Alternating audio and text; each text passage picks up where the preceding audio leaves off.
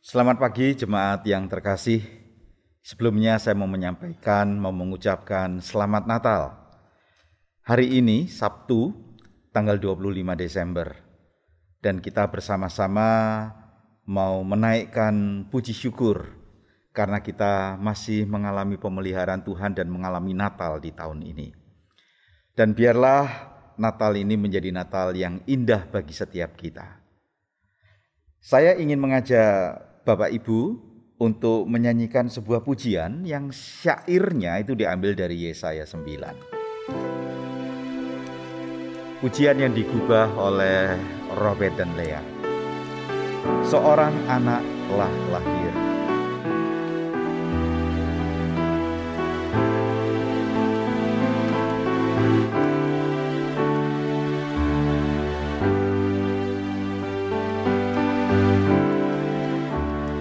Seorang anak telah lahir untuk kita, seorang putera diberikan, lambang pemerintahan di atas bahunya, dan namanya pun disebut orang penasehat ajaib, Allah yang perkasa, Bapa yang kekal, Raja damai. Sambutlah Dia, Yesus Tuhan, Juru Selamat dunia.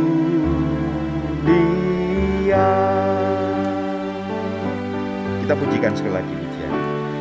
Seorang anak telah lahir untuk kita, seorang putera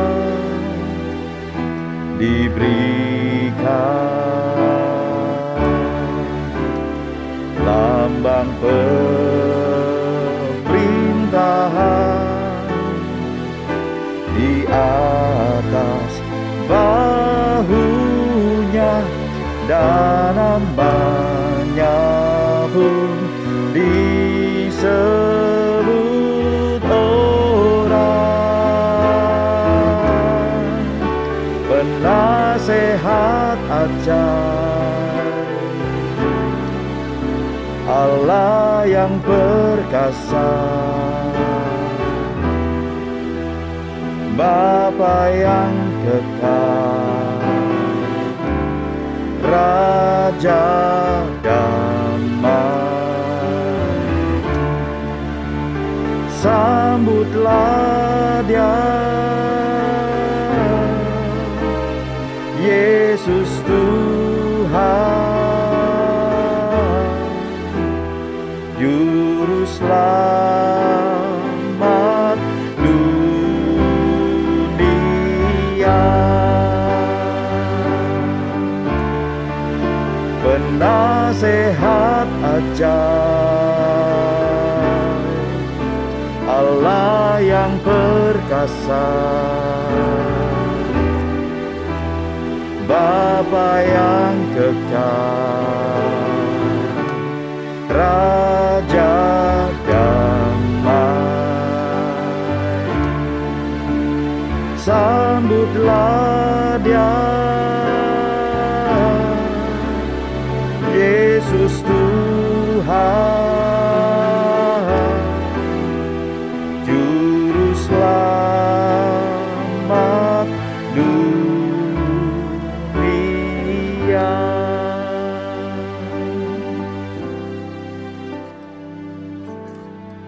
Mari kita masuk dalam doa.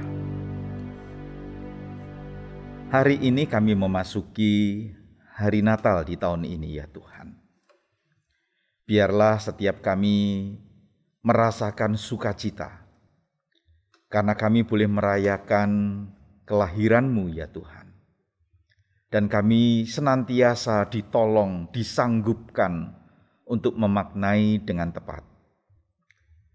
Bapa, biarlah hari ini kami senantiasa ya Tuhan mengarahkan pikiran dan hati kami untuk memuji-muji Engkau.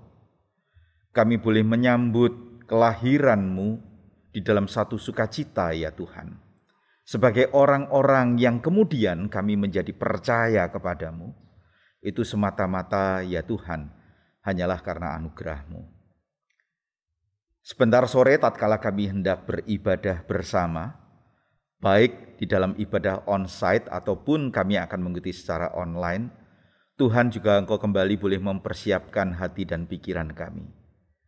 Dan biarlah di dalam jam doa pagi ini ya Tuhan, kami juga mau mengambil waktu untuk mendoakan untuk segala persiapan dan juga ibadah yang nanti akan diberlangsungkan. Berkati kami, khususnya tatkala kami hendak membaca dan merenungkan firman-Mu.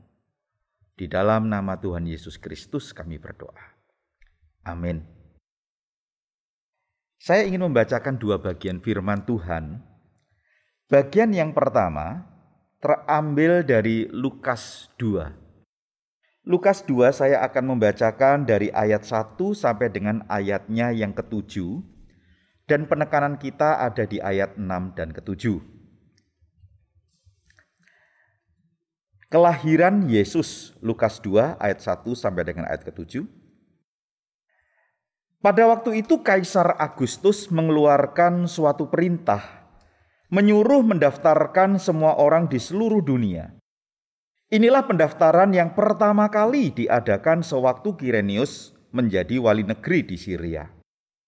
Maka pergilah semua orang mendaftarkan diri masing-masing di kotanya sendiri.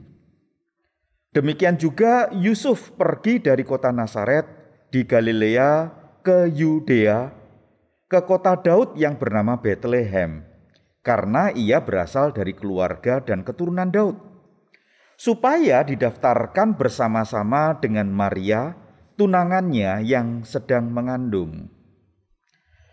Ketika mereka di situ, tibalah waktunya bagi Maria untuk bersalin. Saya ulangi. Ketika mereka di situ, tibalah waktunya bagi Maria untuk bersalin. Dan ia melahirkan seorang anak laki-laki, anaknya yang sulung, lalu dibungkusnya dengan lampin dan dibaringkannya di dalam palungan karena tidak ada tempat bagi mereka di rumah penginapan. Salah seorang rekan yang di dalam perjalanannya kemudian menjadi dosen juga buat saya, itu sekali waktu membicarakan tentang bagaimana kita mencoba meninjau firman Tuhan atau Alkitab itu. Khususnya kita sebagai orang yang hidup di zaman sekarang, yang sudah menjadi percaya untuk melihat apa yang dicatatkan, yang dituliskan oleh Alkitab. Lalu dia memberikan sebuah perumpamaan, kita ini seperti orang yang nonton bioskop sudah berkali-kali. Seperti orang yang nonton bioskop sudah berkali-kali. Yang artinya ketika kita nonton lagi, kita sudah tahu alur ceritanya. Setelah adegan ini, maka adegan berikutnya. Setelah peristiwa ini, maka akan dilanjutkan dengan peristiwa itu. Karena kita sudah nonton berkali-kali, kita tahu ceritanya. Kita tahu bagaimana dimulai film itu dan kita tahu nanti endingnya seperti apa. Nah, ketika kita mencoba untuk memahami firman Tuhan, dengan bagaimana dia memberikan sebuah perumpamaan, kita mencoba untuk meresponi firman Tuhan dengan apa yang kita baca, kisah-kisah yang ada di dalamnya, itu bisa melahirkan sebuah sikap yang sangat berbeda. Sikap yang sangat berbeda dengan orang-orang yang memang hidup di zaman yang diceritakan atau yang dituliskan oleh Alkitab itu sendiri. Nah, kalau kita mencoba untuk memahami ayat 6 dan ayat 7 tentang Yesus yang lahir, pada waktu itulah tiba waktunya bagi Maria untuk bersalin. Lalu di ayat 7 dikatakan dia melahirkan seorang anak laki-laki, anak yang sulung, yang dibungkus dengan lampin, dibaringkannya di dalam palungan karena tidak ada tempat bagi mereka di rumah penginapan. Saya mencoba berandai-andai. Kita ini yang sudah nonton bioskop berapa kali itu loh. Seandainya kita itu yang empunya penginapan itu, apakah kira-kira kita akan menyediakan satu kamar buat suami istri Yusuf dan Maria untuk melahirkan anaknya, yaitu Yesus? Mungkin dengan sebuah respon yang cepat, dengan sebuah semangat yang tinggi, kita akan katakan, pasti saya akan siapkan kamar itu. Saya akan berikan kamar yang terbaik. Spraynya sudah saya cuci, sudah bersih semuanya. Saya siapkan segala kebutuhan untuk proses melahirkan. Bahkan mungkin anduk untuk sang baby dan lain sebagainya. Kita akan siapkan dengan baik. Nah, acap kali peristiwa penginapan yang sudah penuh itu kan kemudian kita coba eksploitasi yang seolah-olah memang tidak ada tempat bagi Yesus. Tapi sebetulnya alasan yang paling masuk akal ya memang sudah penuh. Kenapa? Karena semua orang pada balik ke kotanya, ke kampungnya masing-masing untuk mengikuti pendaftaran bagi pendaftaran untuk diadakannya pendataan ulang, katakan demikian, untuk sensus yang dilakukan. Ya sudah penuh, ya nggak ada tempat. Seandainya Yusuf dan Maria hidup di zaman sekarang, paling tidak bisa buka dulu aplikasi-aplikasi untuk bisa memesan tempat. Tetapi faktanya memang tidak mendapatkan tempat. Tapi mungkin kita bisa sedikit protes, katakan demikian. Kalau orang-orang di zaman itu tidak tahu siapakah Maria, tidak tahu siapakah Yusuf, yang kemudian mereka dikaruniai anak sulung ini yang disebutkan di ayat 7, yaitu Yesus. Mereka tidak mengenal, ya wajar saja begitu. Tapi protes kita kan kita bisa mengatakan begini. Bukankah kelahiran Yesus sebetulnya sudah dinubuatkan? Sudah diinformasikan jauh-jauh hari. Sehingga mereka yang memperhatikan nubuatan-nubuatan tersebut dengan tanda-tanda yang diberikan, mereka setidak-tidaknya bisa nangkep bahwa seorang putra yang akan dilahirkan itu mereka bisa mereka bisa menyiapkan hati dengan sungguh-sungguh. Buktinya ada para Majus yang mereka kemudian dituntun oleh bintang dan akhirnya menanyakan, di manakah raja yang baru dilahirkan itu. Nah teman-teman, saya mau membaca lagi bagian yang tadi dijadikan syair pujian. Yesaya 9 dari ayatnya yang ke-6 dan yang ke-7. Ayatnya sama, yang ke-6 ke-7 yang menjadi perhatian kita. Sebab seorang anak telah lahir untuk kita, seorang putra telah diberikan untuk kita, lambang pemerintahan ada di atas bahunya. Dan namanya disebutkan orang penasihat ajaib, Allah yang perkasa, Bapa yang kekal, Raja damai. Besar kekuasaannya dan damai sejahtera tidak akan berkesudahan di atas tahta Daud dan di dalam kerajaannya, karena ia mendasarkan dan mengokohkannya dengan keadilan dan kebenaran dari sekarang sampai selama-lamanya. Kecemburuan Tuhan semesta alam akan melakukan hal ini. Kalau kita anggap bagian Yesaya ini merupakan woro-woro atau informasi awal atau katakanlah nubuatan tentang kelahiran Yesus itu. Dan kalau orang itu menyimak, maka paling tidak di dalam kondisi yang di zaman Yesus lahir, ada orang-orang yang memang bisa prepare dengan adanya mungkin tanda-tanda sebagaimana yang diperhatikan oleh para Majus itu. Tetapi faktanya kan tidak. Faktanya tidak. Ketika Majus menanyakan kepada Herodes, Herodes mengkonfirmasi kepada orang-orang yang berkecimpung dengan katakanlah dengan Taurat, dengan apa yang dituliskan sebelumnya. Dan nampaknya setelah mendapatkan konfirmasi, lalu Herodes mengambil sebuah langkah.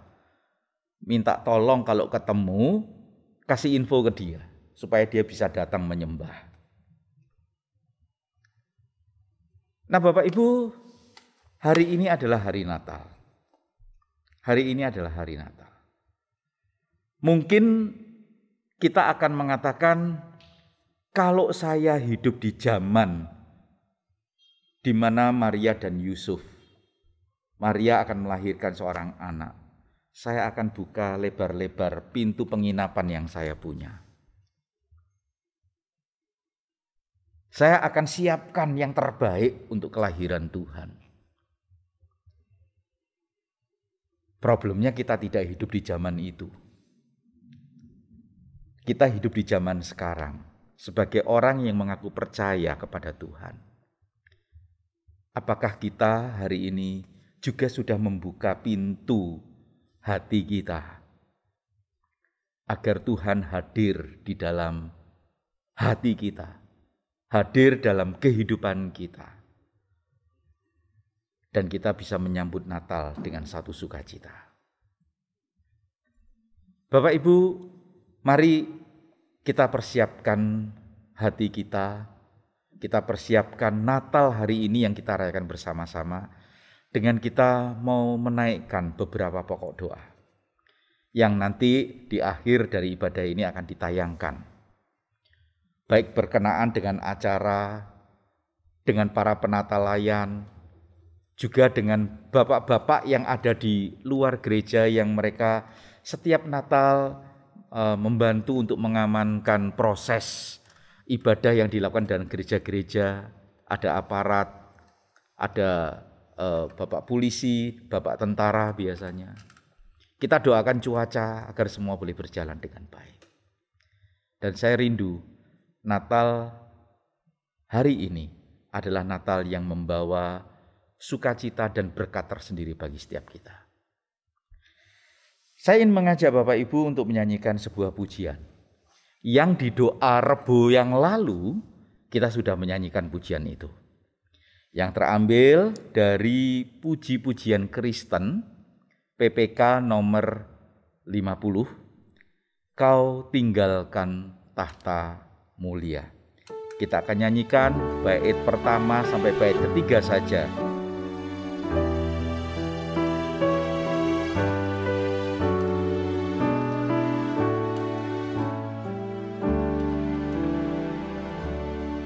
Tahta di surga engkau tinggalkan, ke dunia selamatkan daku. Tapi tak duga seluruh Bethlehem tak ada tempat bagimu. Oh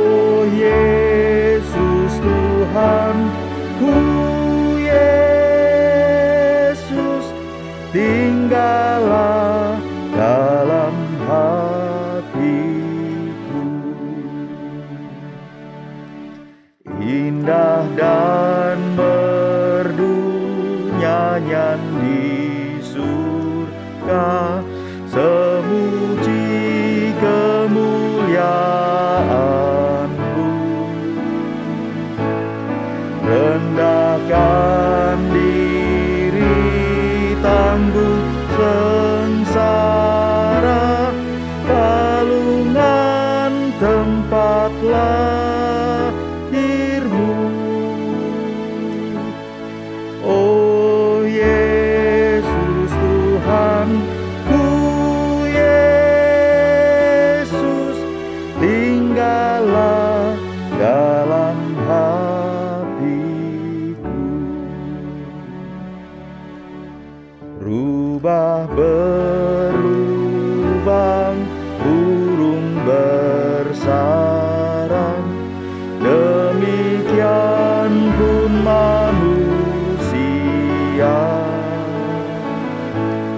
Tapi tatkala Tuhanku datang, tiada tempat baginya. Oh Yesus Tuhanku, Yesus, tinggallah dalam hatiku.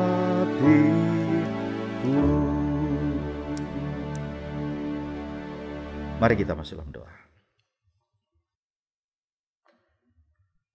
Biarlah ini senantiasa menjadi permohonan kami.